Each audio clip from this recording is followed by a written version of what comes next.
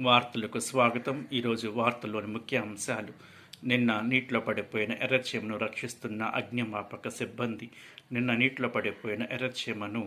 అగ్నిమాపక సిబ్బంది సాయశక్తుల ప్రయత్నిస్తున్నారని మా న్యూస్ రిపోర్టర్ తెలియజేశారు.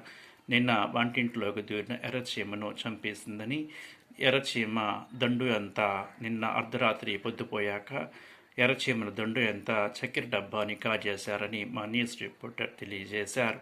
నిన్న కరీంనగర్ జిల్లా నెమలికొండ ప్రాంతంలో అత్త మీద అలిగిన చిన్న కోడలు.